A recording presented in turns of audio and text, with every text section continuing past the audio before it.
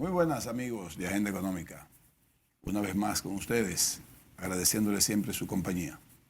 Luis Manuel Piantini Muni y un servidor, Ezequiel Molina Lizardo, estarán compartiendo esta hora con Miguel Collado Di Franco, presidente ejecutivo de CRES, Centro Regional de Estrategias Económicas, Sostenible. Miguel, buenas. Buenas, muchas gracias por la invitación. Placer estar con ustedes. Para nosotros siempre es un placer recibirte también, porque contigo edificamos mucho a nuestro televidente. Gracias. Manuel. Y bueno, buenas noches. Digo, buen día, pueblo dominicano. No hablando de noche aquí. Que Dios me lo proteja. Miguel, es un placer para nosotros estar contigo aquí, porque tú siempre traes cosas interesantes y nuevas, informaciones. Miguel es un investigador, exacto. Entonces siempre está tirando una cacarita y siempre están al día, analizando la economía mundial y nacional. Tratamos. Ese es tu trabajo, ¿verdad? Sí. Correcto, es un centro de pensamiento económico. Exactamente. Sí. Miguel, hay lo más reciente que leí de ustedes, de CRES. Tú sabes que hay algo con lo que nosotros siempre hemos coincidido, que es con la reforma fiscal integral, que Luis Manuel no está de acuerdo. Bueno, yo no es que estoy de acuerdo, yo lo que digo es que va a meter gato por liebre, el problema. Bueno, de hecho, Luis Manuel me hizo una pregunta en el programa anterior, que qué es una reforma fiscal integral, así que yo te la voy a hacer al final. Bien, bueno, podría interpretarse de pero en base a la formas. Interpretación del CRES, no en la tuya. No, la tuya. La mía es muy diferente. Es bueno que aclaremos o demos nuestra perspectiva al respecto. Mira, Miguel, vamos a hablar del fideicomiso. Sí. ¿El fideicomiso se entiende o no se entiende? Porque Aquí no se entiende. Se ha hablado tanto del fideicomiso de diferentes formas. Y lo han distorsionado tanto. La parte política definitivamente busca confundir la parte política de cualquier lado. Sí. Pero realmente el fideicomiso público es bueno, no es bueno, es importante, es adecuado en este momento. ¿Qué es el fideicomiso público para la República Dominicana en estos momentos? Bueno, el fideicomiso público, vamos a tratar de ponerlo de forma llana para que... tratar de que se entienda. Claro. Una figura jurídica que en lo que consiste en el público es que el término que se emplea es fideicomitente, que en este caso, al ser público, sería el Estado, dueño de un activo, de un patrimonio, vamos a suponer, lo cede a un fiduciario, a alguien a quien le tiene confianza, de donde viene la palabra fiduciario. Se asocia con fiduciaria, que son como le llamamos a las compañías en República Dominicana. Bueno, internacionalmente se encargan de administrar los... Que es un ente jurídico. Sí, el esquema y esto, bueno, es una empresa, sí. En realidad la fiduciaria, que va a tener ese patrimonio cedido por un determinado periodo de tiempo. Puede ser indeterminado hasta que se decida terminar el contrato del fideicomiso. Y usualmente hay un fideicomisario que es el beneficiario del fideicomiso, pero en el caso de los fideicomisos públicos tiende a ser el mismo fideicomitente, es decir, el mismo Estado que puso el patrimonio. Entonces, al final, de lo que sucede es que vuelve el patrimonio, los beneficios que pueda tener, a el fideicomitente. La idea es que sea, obviamente, como lo dice el nombre, con una finalidad de beneficio colectivo, público. Y lo hay de diferentes formas. Ya tenemos una experiencia desde hace tiempo en República Dominicana. Se han venido incrementando los fideicomisos. Tu pregunta es un poquito amplia. Empezamos más o menos por la parte de tratar de entender qué es esto. Aclarar que la fiduciaria que se ha elegido, sabemos que es la del mismo fideicomitente, porque es la estatal, la del Banco de Reserva, o las reservas, las reservas. De acuerdo a cómo se han estructurado algunos fideicomisos, lo que uno conoce y cómo se plantea, ya podríamos meternos a hablar un poquito del, es inevitable hacerlo, del proyecto de ley que ha estado cursando en el Congreso, tendrían o no, pero repito, se ha optado por que tenga un comité técnico, unas 3 o 5 personas que van a estar, vamos a ponerlo de forma también llana, determinando políticas relacionadas con el curso que va a llevar el fideicomiso. Y el contrato dice que deben participar por lo menos 2 de esas 3 o 5 personas, dependiendo cómo se decide estructurar, que serían funcionarios públicos. Y quien dirigiría el fideicomiso, ese comité, sería el funcionario público de mayor jerarquía. Entonces, es público por el esquema porque se aportaron los bienes, el patrimonio, como dije, por parte del fideicomitente, porque lo administraría la fiduciaria pública, pero también porque tendría estos funcionarios que no son electos, que son nombrados dentro de ese comité técnico. Entonces, se le puede dar diferentes usos. A veces uno dice, ¿por qué se hace un fideicomiso? De verdad, yo me pongo a pensar. La parte de administración, Miguel, ¿quién opera la administración del bien? Se supone que la fiduciaria es quien lo va a hacer. Porque obviamente. tú hablaste de política, pero una cosa es la política y otra cosa es la administración en sí. De nuevo, no se supone que sea ese comité técnico quien lo haga, lo que uno entiende, sino que sería la fiduciaria. Pero ahí ya es bueno que tú me hagas la pregunta, porque yo a propósito he mencionado que la distinción, lo que quiero decir es que la distinción aquí entre el fideicomitente y cómo operaría el fideicomiso es guarda una relación muy estrecha, porque tenemos una fiduciaria pública, estatal, y tenemos a un equipo técnico, vamos a decirlo, estatal también, nombrado por decreto. Entonces, a veces uno cuestiona, y entonces, ¿para qué un fideicomiso si en realidad vas a tener a todo funcionario público? Todo este esquema que pertenece al mismo gobierno, al sector público, al gobierno central. Entonces, ahí uno podría cuestionar si los fideicomisos en realidad a veces tienen sentido o no. ¿Qué pasa? ¿Qué pasaba anteriormente? El Estado venía y nombraba un administrador. Ese administrador era el que hacía y deshacía ahí adentro. Y vemos en qué han terminado los bienes públicos. En desastre. Se han criticado algunos presidentes que han privatizado, pero lo que han privatizado son chatarra, cosas que ya no servían. Eliminado completamente. Cementera, todo eso se eliminó. Eso no existió después. Por un tiempo, los administradores acabaron con eso. Entonces, me parece a mí que el fideicomiso es no para darle a un solo administrador, sino para mantener esa posesión en manos del Estado, pero con varios que manejen eso y sean los responsables. Que haya como una mayor responsabilidad colectiva, corporativa ahí. Según estoy viendo que está funcionando eso. Porque otra cosa es que sean administradores privados, ¿tú me entiendes? También, es otra posibilidad. Lo que pasa es que con este fideicomiso que estoy viendo, ¿por qué el afán de cambiarlo de la ley? Es porque nosotros tenemos ahora mismo 2 fideicomisos que yo conozco, o sea, que yo tenga conciencia, que es fideicomiso de Ciudad Juan Bosch y fideicomiso de RD Vial. En los 2, en uno no interviene nada privado, que es RD Vial, y en el otro interviene ya la inversión privada.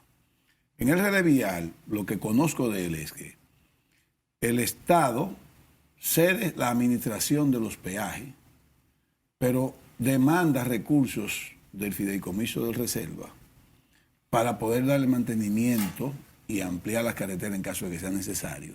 Y quien administra los peajes, que es donde se cobra el dinero que demanda el Estado para fines de la reparación y de la ampliación. Sí, pero en ese, la política permanece en manos del Estado porque correcto. Es el que fija la tarifa. Es correcto. El otro no tiene derecho a fijar nada. Es correcto. Entonces, y es deficitario. En el de Ciudad Juan Bosch están tratando de que no sea deficitario. Porque es deficitario porque la politiquería lo permite. Con esa tasa no puede ser superavitario. Bien, exactamente. Entonces, en la Ciudad Juan Bosch, Miguel, te amplío algo para que cualquier comentario tú lo hagas. Es diferente. Ciudad Juan Bosch, el Estado tiene, él es dueño de una gran extensión de terreno que se imaginan o se inventan muy bien crear una satélite de ciudades. ¿Y qué hace el Estado? El Estado agarra y hace un fideicomiso y dice al Ban Reserva otra vez, dame recursos para hacer calles, para poner luz de tendido eléctrico, llevar la electricidad allá, una estación de bomberos, una clínica de atención primaria y llevar agua. Entonces, todo ese dinero que gastó el Estado, dice, ya lo tengo aquí. Ahora se lo pongo en manos al sector privado para que desarrolle. ¿Qué está pasando con esa parte? Que el Estado lo que está vendiendo los terrenos, pero el sector privado no lo paga inmediato. O sea, lo comienza a desarrollar y a medida que va vendiendo apartamentos, va pagándole al Estado el valor del terreno. O sea, fíjate lo que es, son cosas diferentes, ¿no? El sector privado simplemente es dueña ya de los cosas, pero el Estado es dueño de los terrenos. Y requiere ahora. Si el Estado quisiera mañana decirle al sector privado, los terrenos de Ciudad Juan Bosch no me interesa cobrar un centavo de eso, rebájaselo al costo del apartamento, que eso es del pueblo también. Puede ser, porque él es el dueño, puede ser así. Ahora, en el caso de fideicomiso para fines de desarrollo de pedernales, todo el dinero que se va a entrar ahí es del sector privado, ya sea financiado o ya sea de recursos propios del sector privado. Cuando sea financiado, entonces el sector privado lo que esté buscando dice, ¿quién es responsable? ¿Tú y yo o yo solamente? Ahí es que creo que está el problema de que el Estado se queda como garante de la deuda. Podría ser, pero bueno, yo quisiera volver al DR de Vial. Sí, correcto. El DR de Vial, yo pienso, ¿por qué no lo tiene un ente privado que lo administre y simple y llanamente se gana una comisión por la administración, se le paga un determinado fee, una determinada tarifa y le da mantenimiento a las carreteras y todo, y bueno, porque hay decisiones políticas, como tú bien mencionabas, por ejemplo, la misma tarifa es una decisión meramente política, ahí no hay una decisión económica. Son complejos, tú mencionaste unos esquemas, mencionaba la parte, o unos esquemas diferentes. Mencionabas el tema del endeudamiento, que es algo que ha generado controversia, y yo no creo que la oposición del todo trate de desinformar, y perdona que estoy tratando de recordar lo que tú decías. Sí. Hay mucho de críticas o de comentarios que yo encuentro que son constructivos en decir, bueno, si hay un endeudamiento para el desarrollo o la operación, ya sea porque es deficitario, pero puede que sea por la operación misma que lo requiera para expandirlo del fideicomiso. ¿Quién sería, al fin y al cabo, el responsable quién respondería por la deuda? O sea, ahí viene una discusión interesante. Esto es una deuda, bueno, si hay una garantía del Estado, bueno, debería ser, obviamente, sin discusión, que una deuda pública. Ahora, cuando se dice no, solamente sería afectada el patrimonio del fideicomiso, dice, bueno, ok, parecería que es independiente, que el fideicomitente no tiene nada que ver. Eso es en papel, pero en la práctica sería otra cosa. Y con las evaluaciones que hace Fitch del fideicomiso de RD Vial, ponen claramente en los comentarios que hacen que en caso de que hubiese una situación de impago de ese fideicomiso, pues afectaría la deuda pública en su costo, porque los inversionistas lo asociarían obviamente con el fideicomitente, con el que puso el dinero. Claro. Y eso es innegable, y por eso de nuevo volvamos al esquema de cómo está todo esto estructurado, que no hay una separación, que es importantísimo para ciudadanos, para inversionistas, para todo el mundo.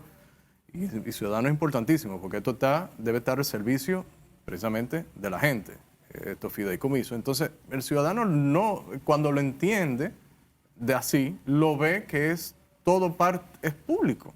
El inversionista también. Entonces, para evitar una posibilidad de que se afecte la deuda pública por un incumplimiento de un fideicomiso en particular, no es verdad que eso se va a quedar así. Entonces, el fideicomitente respondería, porque si no también le va a afectar en cascada a los otros fideicomisos, probablemente. Entonces, la diferenciación en papel, pero en la práctica no lo vemos así. Entonces, yo lo que entiendo es que eso, en sentido general, hay una contingencia ahí, hay un riesgo fiscal relacionado con los fideicomisos, solamente por ese elemento que acabo de decir. Y si disminuyera el patrimonio del fideicomiso, es público, es de los ciudadanos. ¿El fideicomitente se quedaría de brazos cruzados? Pues no, trataría de responder, ya sea con dinero de impuestos o nueva deuda. Entonces, yo entiendo que las deudas de los fideicomisos deben estar bien transparentadas y deben ser de conocimiento de todo el mundo. Red Vial. Lo que no. Yo vi que los otros días salió algo publicado sobre una deuda enorme de Red Vial. De Red Vial, sí, sí. Que es parte, que creo que señalaba ese trabajo, que debería ser parte de la deuda pública. Debería por lo menos ser una deuda, un pasivo contingente, porque eso podría tener la vocación de nuevo a que un riesgo, o sea, a que por algún evento desencadenara en un riesgo fiscal que se tradujera o impactara al resto del sector público. Y digo resto del sector público porque a mí me cuesta separarlo del sector público, aunque esté dentro de un fideicomiso. Pero mira, Miguel, el RD Vial, sí es verdad, como dice, que era deficitario, como si fuese que el Estado está demandando más recursos de que está produciendo. Pero al final lo que tiene que hacer es una anotación contable. O sea, porque eso es un gasto finalmente. O sea, yo estoy gastando más de lo que recibo por los peajes y yo soy el Estado. Mientras tanto estoy cogiendo un RD Vial que se lo estoy poniendo a un banco de reserva que también es mío. O sea, eso, vamos a diferenciar, yo creo que hay que diferenciar banco de reserva de fiduciaria reserva. Bueno, está bien, pero al final quien da los fondos de la fiduciaria de reserva es el banco de reserva, se lo presta a la fiduciaria. Pero la fiduciaria no debe responder con su dinero en un fideicomiso. Perfecto. Entonces, ¿quién es el garante? En última instancia sería el fideicomitente. Correcto. Entonces el Estado lo único que va a decir es, mira, te lo voy a entregar los cuartos que te debo y lo pongo como un gasto, pues yo tengo otro problema que hacer. Pero en el caso de Ciudad Juan Bosch, el Estado no va a perder nunca. No pierde un centavo, ni tiene ningún compromiso de deuda. Por tierra. Está dando la tierra y la va a recuperar más tarde que temprano su cuarto. Entonces yo creo que en el fideicomiso de Pedernales, para hablar claro, si el sector privado va a poner un dinero y necesita la garantía del Estado, ¿sabe por qué? Porque el sector privado no tiene la garantía de que eso va a ser un proyecto rentable necesariamente, porque es que todavía tienen muchas incógnitas el desarrollo de Pedernales para fines turísticos. Bueno, si ese fuera el caso, habría que ponerlo muy, muy claramente en el contrato, en blanco y negro. Pero la idea de esos desarrollos no debe ser, de nuevo, que el Estado sea el garante. Es que no es lo mismo cuando si vemos de que Punta Cana hace 35 años. Pero... no es lo mismo, ahí Fran Rainieri se la bandió con alguna algunos incentivos del Estado. No hubo ningún incentivo del Estado. Fran fue él solito que se fajó. Pues yo se lo decía a Fernando, que era estúpido de Fran no utilizar los recursos públicos que había en ese momento. Bueno, pues mejor, y no lo perfecto. hizo. Si no lo hizo, no lo hizo. Estoy diciendo que ahí el pero Estado... fue un desarrollo privado, incluso... Pero la tierra se la facilitaron, sin la tierra era del Estado. Sin una carretera... No, esa tierra, mucha tierra era pública. Ahora, lo del aeropuerto es otra cosa, porque eso vino después. Pero eso fueron los americanos que compraron y después Francia se lo compraron los americanos. Pero no es lo mismo ver eso así que empezar Pedernales, que tiene mucho problema de agua. Tú tienes que comparar Pedernales con Puerto Plata y Playa Dorada, que fue donde intervino el Banco Central y cuáles fueron los resultados de eso. Pero Puerto Plata es un proyecto alicaído, para que tú sepas eso, porque el Estado lo que hizo fue... Ya en un momento determinado asumió mucho riesgo, arriesgó el riesgo de cambio, asumió riesgo de tasa de interés, asumió muchísimos riesgos a través del Banco Central.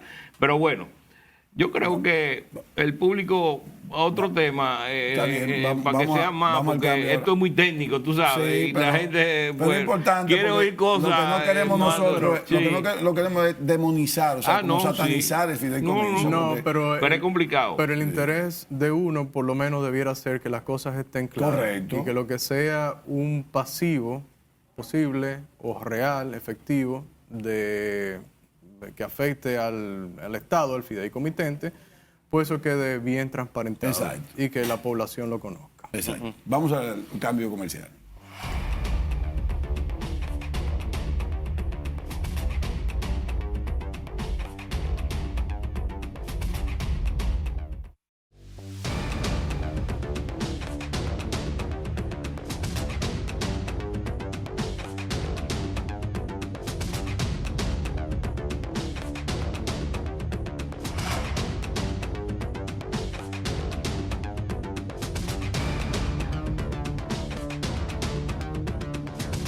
Continuamos con Miguel Collado Di Franco de CRES. Miguel, vamos a hablar de deuda, de crecimiento, de inflación. A mí me gusta, hay proyecciones de ingresos tributarios y fiscales del año que viene, que me parece que el gobierno ha sido muy optimista. Perfecto, yo no tengo problema que lo sea, pero para lo que presentan los organismos internacionales y lo que presenta el panorama de este año, no me da a mí que las recaudaciones fiscales necesariamente van a aumentar tanto como tiene previsto el gobierno. Por lo tanto, puede ser que aumente el déficit fiscal al final del año. Pero antes de entrar al año que viene, que es no, este año, Escúchame, porque vamos el año pasado. El déficit fue como un 3.5% del producto, el déficit fiscal. Eso han dicho las autoridades. Sí. Y el crecimiento de los ingresos en términos reales no fue tan significativo como quieren mostrar en términos nominales. Exacto. Porque si tú lo deflactas en base a la inflación, el crecimiento es contrario. El impuesto sobre la renta cayó porque fue un crecimiento de un 8 y pico. Bueno, pero no, quedó a ras. Ahí fue el que lo salvó, fue aduana, que tuvo un crecimiento como un 20 y pico %. Sí. Y ahí Andy hizo en su columna de esta semana, hizo un análisis muy interesante de los ingresos de aduana, cómo fueron. Desglosó cada elemento. Y bueno, es bueno, si alguien está interesado en cómo fue eso, pues que lo lea. Pero bueno, lo que voy es que, según ellos, la presión fiscal fue de 15.3% por el aumento de los ingresos frente al crecimiento del PIB. El crecimiento, entonces, parece de los ingresos fue mayor que el crecimiento del PIB corriente. Ahora, ese 3.5% que uno ve, cuando tú lo ves a nivel global, no fue tan alto tampoco. A nivel global tú tienes todos esos países desarrollados que tienen déficit fiscales por encima del 5%. Por el problema del COVID, el problema que se viene arrastrando, una serie de problemas que se vienen arrastrando. Ahora este gobierno subió un subsidio, que yo no te digo que no lo haga, en algunos términos, ¿no? Aquella población más vulnerable, pero que no me venga a subsidiar Ferrari y Porsche y Lamborghini. Eso no es justo en una sociedad como esta. Cuando tú utilizas todo ese recurso y no lo desagrega hacia los que más lo necesitan. Bueno, yo creo que entiendo que los ingresos debemos de tratarlo en términos nominales, porque están impulsados por la inflación, para empezar. O sea, esas tasas de crecimiento de la Dirección General de Impuestos Internos, de la Dirección General de Aduana, no se hubiesen logrado si no hubiésemos tenido el ambiente inflacionario de que hemos estado viviendo desde parte del 2020 y ahora en este año lo que pasó en particular. Entonces yo creo que es importante tenerlos en cuenta. Ahora, cuando tú exhibes como un logro esos recursos que recaudaste, que se lo extrajiste a los ciudadanos. Un detalle es que aquí no se ha indexado el tramo mínimo del ingreso de las personas físicas desde el año 2017. Es decir, los dominicanos, la persona física, el trabajador, el profesional independiente está pagando más impuestos. Eso no es que lo que podría pagar si se hubiese indexado por inflación. Es solamente un ejemplo. No es que eso sea tan significativo como que cambie las circunstancias, como sí lo hacen los impuestos selectivos, que aumentan por los precios, el mismo ITEVIS y otros. Pero el punto donde voy es, si bien es cierto que en términos comparativos 3.5 no parecerá alto, pero si tuviste esa cantidad de ingresos, pudiste haber hecho un esfuerzo fiscal para ir realizando una consolidación de tus finanzas públicas que es importantísima en este panorama de cambio a nivel internacional de los costos de la deuda por los cambios en la política monetaria de los principales bancos centrales, sobre todo de la Reserva Federal. A noviembre, que son los datos de crédito público, la deuda del sector público no financiero se había incrementado unos 4.600 millones de dólares con relación a cómo empezó el año. Eso es significativo. Entonces, no lo tratemos, siguiendo con el tema fiscal, no lo tratemos como porcentaje del Producto Interno Bruto que se te infló por el mismo tema inflacionario y se te diluye entonces la deuda como porcentaje del Producto Interno Bruto, si de nuevo tienes un incremento de la deuda consolidada muy significativo de más de 7.000 millones de dólares, solamente el sector público no financiero de más de 4.600 millones, y para el próximo año, ya estamos en este próximo año, sí, ya para el 2023, tienes un presupuestado, unos gastos en intereses, incluyendo lo que tienes que pasarle al Banco Central, 26%. De más de 26% con relación a tus ingresos tributarios. Entonces, es una situación que uno dice, entonces, ¿por qué gastar tanto, como bien decías, decías a nuestro entender, de estos subsidios generalizados a los combustibles? Podría tener unos subsidios focalizados, o sí, ¿por qué no hacer una reforma en ese mercado? Y ahí lo importante para uno, desde el punto de vista de esto de la economía sostenible, el crecimiento, es cómo tú manejas los fundamentos, no la coyuntura, que es muy fácil endeudarte, como se ha estado haciendo con tasas bajas, o recibir más de 10.000 millones de dólares en remesas que te ayudan. No, vamos a ver por qué desde el tercer trimestre del 2019 al tercer trimestre del 2022, que se disponen estadísticas del mercado laboral, solo se crearon 1.952 empleos. Porque se perdió una gran cantidad de empleos formales, y los que se han creado han sido solamente... Empleo público. ¿Tú estás incluyendo empleo público ahí? Sí, el neto de ese periodo te da 1.952 empleos nuevos. ¿De cuál periodo? Tercer trimestre del 19, antes de la pandemia, y ahora. Entonces, ¿por qué vamos a hacer para mejorar los fundamentos?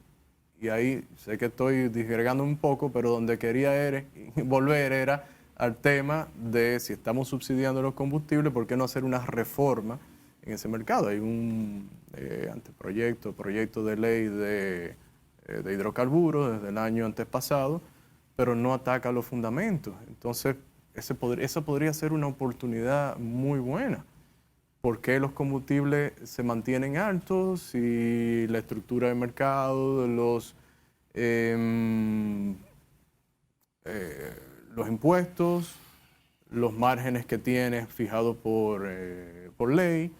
Es solamente un ejemplo de todas las reformas que están pendientes, que esas son las que para nosotros son las reformas trascendentales, las que podrían poner a República Dominicana, reitero de nuevo, una senda de crecimiento sostenible. El problema de ahí es cómo tú lo vas a sustituir, un monto tan elevado de ingresos por efecto de los combustibles. Pero antes de eso... No es que lo vas a sustituir, porque no es que lo vas a eliminar el impuesto, pero puedes reducirlo. Ok. Y perdona, y ahí se te va... O sea, ahora mismo tú estás... Tú lo puedes reducir y dice que como quiera se queda el valor. No es que se te va a quedar el mismo... Bueno, podrías sufrir una disminución, pero en realidad lo importante aquí es combinarlo también con cómo se maneja ese mercado. Y hablaba de los márgenes que se fijan. Entonces, si tú miras los países de Centroamérica que no tienen esos márgenes y ves los precios antes de impuestos, tradicionalmente son más bajos que los de República Dominicana. Y República Dominicana sí mantiene unos impuestos muy altos. Pero el punto aquí es que, ¿por qué subsidiar generalizadamente? Exacto. Si estás beneficiando con la gasolina, por ejemplo, a quienes tienen más ingresos que pueden consumirla más, si podrías hacer otro tipo de reforma, y entonces el tema fiscal es importantísimo. Sí. Y si gastas 85,000 millones solamente para subsidios relacionados con la inflación... ¿Es el estudio que ustedes hicieron? No, esas son las cifras oficiales. Digo, el estudio que ustedes hicieron fue por ahí, 79,000, creo que salió... 69,000. No, 60. 70,000 fue con cifra, ese fue el dato antes de que se anunciara el dato de cierre de año, fue hecho con datos de la Dirección General de Impuestos, de la Hacienda. De presupuesto, de DIGEPRES. Pero mira, estaba leyendo una de las últimas ediciones de The Economist. Brasil. Lula creó 14 nuevos ministerios en Brasil, llegando a 37 ministerios. Estamos locos. Una barbaridad. Un problema como tiene Brasil ahora mismo, que tiene un problema serio. A Brasil lo único que lo salva es la recuperación china con la demanda que va a tener de materia prima. Como un país exportador de materia prima, eso puede salvar que no quiere Lula puede salvar a Lula. De materia prima. Lula no quiere ser pero eso es una política de mediano y largo plazo. Pero en el corto plazo se va a beneficiar del crecimiento chino. Lo que nos vamos a perjudicar somos nosotros, porque ahí viene el crecimiento del petróleo. Y nosotros no tenemos forma de seguir compensando eso. De diferentes, no solamente el petróleo, diferentes y la inflación, diferentes materias, y la inflación, que diferentes aquí, materias primas. La inflación aquí no ha caído como ha debido caer, porque la subyacente entre mayo y diciembre no cayó ni 1%. Obviamente que vamos a decir el despertar de China, vamos a decir la apertura de China, tendría implicaciones en las materias primas a nivel internacional, y una de ellas es obviamente el petróleo, y los precios no se reducirían probablemente como se había esperado. Todavía tendríamos un petróleo relativamente alto. Y eso incidiría también en el mismo déficit de las EDE, que ese es otro tema fiscal. Sí. Para este año que pasó fueron más de 1.500 millones de dólares, entre 1.500 y 1.600 millones de dólares. Increíble. De subsidios es significativo. De subsidio eléctrico. Subsidio. Hace 50 años que venimos en eso. Transferencia. Nada más. El otro subsidio de combustible no incluye. No, ese es eléctrico. No. Esas son las transferencias a las EDES. A las EDES, sí. Para suplir las pérdidas. Exactamente. De que tú compras más de lo que vendes. Que tú gastas, bueno, primero, en algunos meses te ha costado más que tu tarifa. La tarifa se frizó, el aumento que se empezó a realizar. Sí. La disminución sustancial, es cierto, en las horas de apagones, la llamada gestión de demanda, que como técnicamente se le llama a los apagones, prácticamente es cero. Ha tenido de más de 2 millones de gigas, apenas 200 y tantos mil. Se aumenta la pérdida técnica que hay, de pérdida de fraude. Sí, tienes eso, pero lo que quiero decir es que compras electricidad cara, no puedes compensarla con la tarifa, estás dando más electricidad. Algo positivo, podríamos verlo, es que estás pagándole a los generadores, no te estás financiando con dinero de ellos.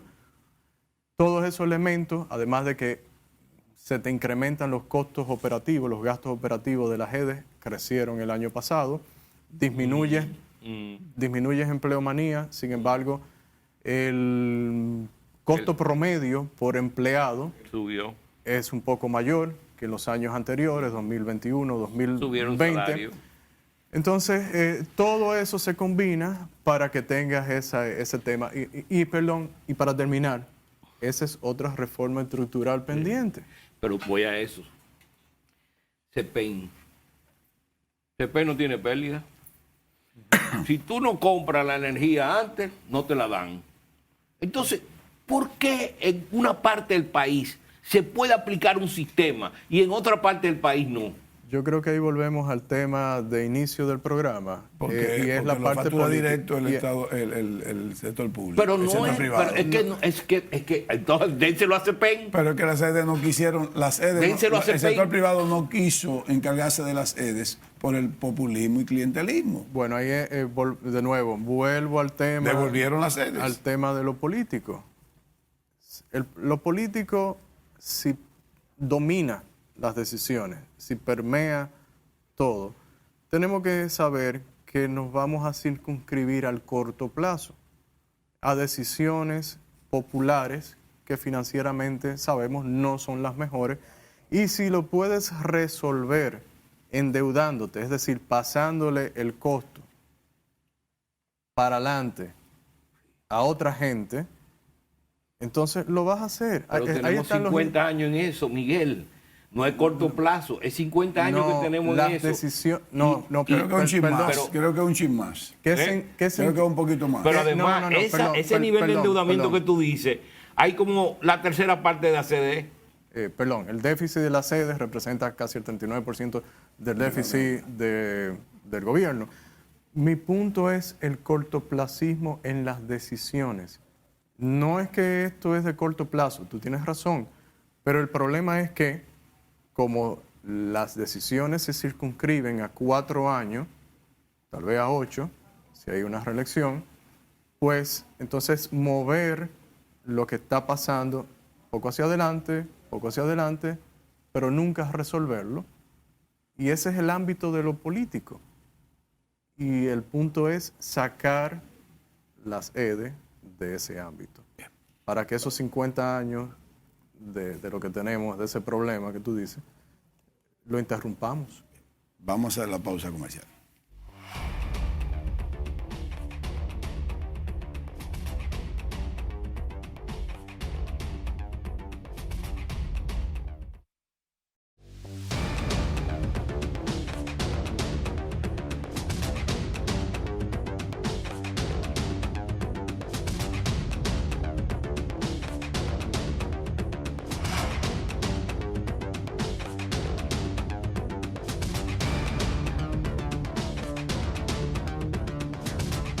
Continuamos con Miguel Collado Di Franco de Centro Regional de Estrategias Económicas Sostenibles. Miguel, mira, me quedó algo con el asunto de deuda y un dinerito que tiene el gobierno guardado, que Luis Manuel me dijo que no estaba, la semana pasada como que no tenía claro eso. Pero el mismo gobierno dijo que tiene 409 mil millones de pesos en tesorería, depositados en bancos, creo que el Banco de Reserva, que están ganando incluso sus intereses, de hecho se sale en la declaración de... Y sin embargo vamos a coger 363 mil millones de pesos de deuda. Eso es el dinero de deuda que no se han utilizado porque la inversión de capital ha quedado resacada y se ha quedado guardado. Parece que viene todo eso. Pero hay 409 mil millones de pesos guardados. De hecho, el presidente dijo que este año lo van a utilizar. Yo no creo que puedan utilizar 409 mil millones de pesos en un solo año, porque eso te crea un problema después de estabilidad macroeconómica. Ahora, si es así, entiendo que no debieron coger el dinero prestado de este presupuesto. ¿Tú estás consciente de que había en esos cuartos? No de la parte oficial. Si un colega analista sacó un artículo con esos datos y uno sí ha visto en los últimos años, por lo menos cuando se hace el estado que prepara la Dirección de Contabilidad Gubernamental, una cantidad de efectivo superior a la que uno veía en años anteriores. Lo que sí denota, por esa parte, ese análisis por ese lado, es que, porque no lo he escuchado de fuentes oficiales. Okay. Uno sí ha visto entonces que desde el 2020 se endeudó el gobierno más de lo que lo necesitaba. Ahora, hay que entender algo. Cuando uno ve las cuentas externas de República Dominicana y uno ve cómo va creciendo las reservas internacionales netas, cómo adquiere unos picos cuando nos endeudamos, cuando el gobierno hace una emisión de bonos en el exterior y ese dinero es depositado en el Banco Central, pues cómo se incrementan las reservas. ¿Y a dónde voy con lo de las cuentas externas y esto que acabo de mencionar? Es que, a nuestro entender, obviamente, las razones que se necesita el dinero precisamente para el financiamiento de las deudas, de las cuentas externas, como cuadran es con la inversión extranjera directa y también esos flujos de capitales, o en este caso de endeudamiento. ¿Qué quiero decir con todo esto? Que hay un incentivo, no solamente por la parte fiscal, a endeudarnos. No sé si se entendió. Pero ves acá, tú dices que el dinero del endeudamiento público, los dólares se están depositando en el Banco Central o en el Banco de Reserva. Entran al Banco Central. Algunas veces yo veo que ha habido una apreciación en el mercado sin grandes movimientos y me supongo que es porque el dinero, en vez de haber ido al Banco Central, iba al Banco de Reserva y el Banco de Reserva iba al mercado a venderlo. No, quien recibe los recursos cuando se colocan las emisiones de bonos es el Banco Central de la República Dominicana. No, pero hubo unos bonos que se emitieron el año pasado que fueron para el Banco de Reserva. Una política que es restrictiva está provocando una política expansiva, porque ahí tiene que compensarlo vía aumento de los certificados al público. A principios del año pasado tengo entendido que hubo unos bonos que se emitieron que llegaron al Banco de Reserva, no al Central. El gobierno no lo quiso mandar para el Banco Central. Que fue cuando hubo una apreciación en el mercado. Correcto. Bueno, no importa, tal vez haya sido una excepción, pero quien recibe esos fondos es en la cuenta del Banco Central. Sí, entonces... el Banco Central lo monetiza en pesos. El Banco Central, obviamente, saca los dólares y recibe pesos. Exacto. Sí. Entonces, pero el punto del endeudamiento público, si hay un excedente, el por qué continuar haciéndolo, esa es una explicación, la que estoy tratando de dar y no tratando de entender cómo funciona la economía en República Dominicana. Entonces, sí, desde el punto de vista fiscal, si todavía hay un excedente, no debieron haberse seguido endeudando. Eso es. Si fuese cierto, ¿verdad? Eso es lo lógico. Tú dices que no hay nada oficial, pero de tu parte. Pero entendería que sí, que todavía se sigue manejando ese excedente. Entonces, bueno, volvemos de nuevo porque puntualizando, independientemente de la parte externa, internamente para las finanzas públicas no es necesario realizarlo. Hay dos cosas que no quiero que se me termine el programa sin que tú nos comentes. Como el centro, y discúlpame si no es así, tú me dices que no. El Centro Regional de Estrategia Económica Sostenible, me imagino que puede dar esta respuesta tú como representante. ¿Qué le pasa a una sociedad cuando el Estado, para no decir, o el gobierno, no hace la inversión de capital o inversión social en el momento que la demanda? Mezclaste dos cosas, social, porque podría ser de capital, estás diciendo, sí. Estrictamente de capital, sí.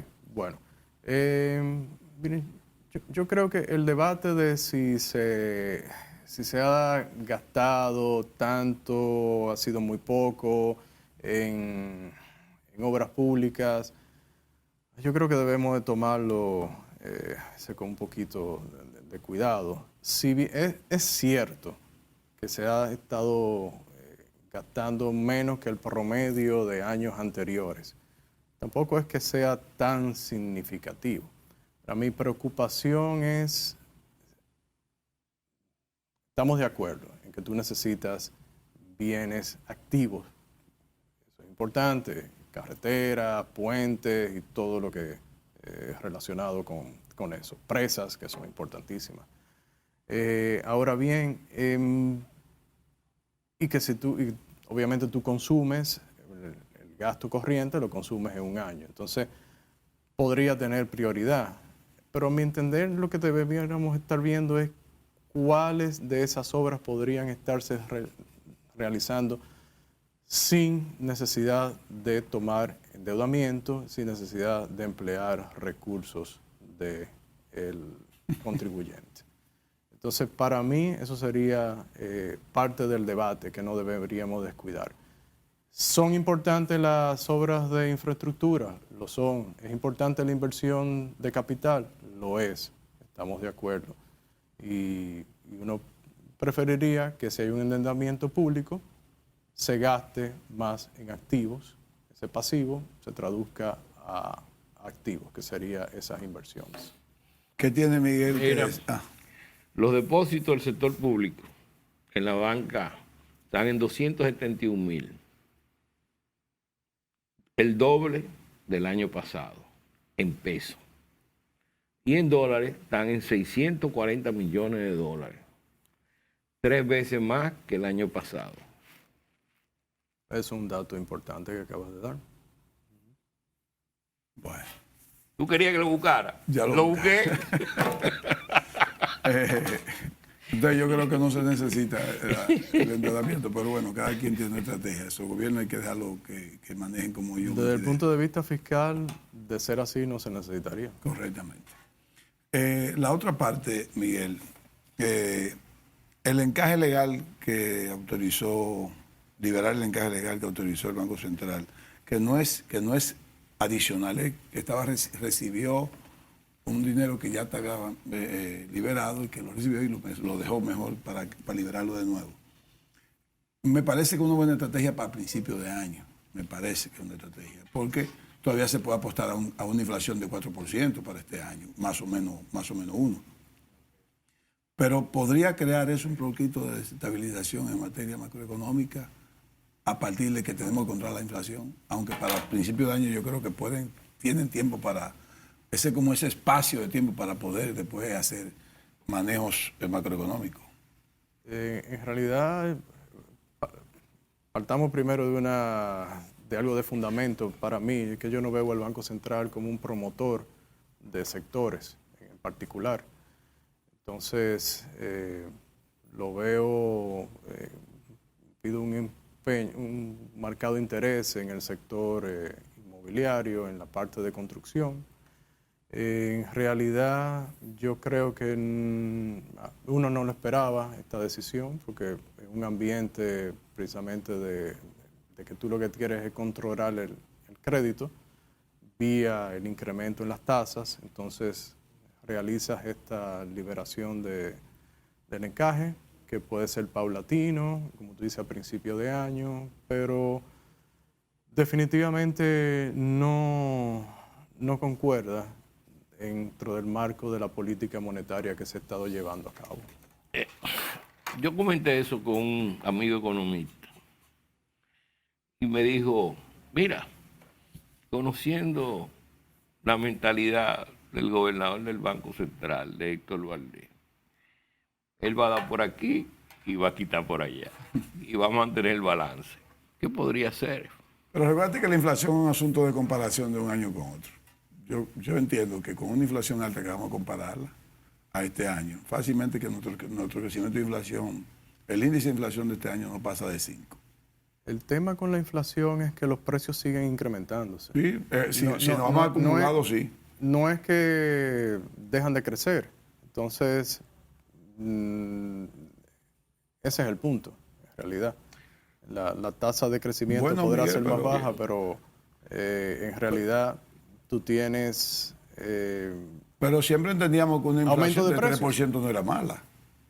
3%. Depende a quién tú se lo preguntes, porque en realidad si tú tienes 100 pesos y el año en poder adquisitivo y el año próximo tienes 97 por un incremento de la inflación de 3%, no es bueno para el dueño de los 100 pesos.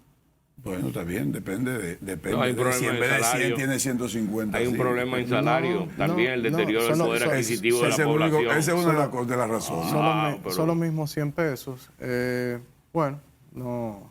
Un problema social. Un problema social que se le va a echar arriba al gobierno si sigue el nivel de inflación como va. Ahora, claro, otra forma de verlo es que se siguen anunciando subsidios para este año 2023, que también lo pagará el contribuyente, claro, de una u otra forma. Entonces, no ha bajado, el Estado no regala nada. La tasa inflacionaria para el nivel de subsidio que se están dando. ¿Por qué? Hay un motivo también. Aquí en este país los alimentos tienen un peso muy fuerte en la canasta básica, sí, y el sector agrícola no está funcionando. El programa terminó, pero el Estado no regala nada. Quien regala es el pueblo con su cuarto al final, que lo recauda el Estado y lo distribuye. Es que lo paga todo. Claro. Y el pueblo necesita reformas estructurales que incrementen la productividad. Exactamente. Y aumenten los salarios. Miguel, muchísimas gracias. Un placer. Gracias. Y gracias a ustedes, amigos, por mantenerse con nosotros. Que Dios los bendiga. Hasta la próxima entrega.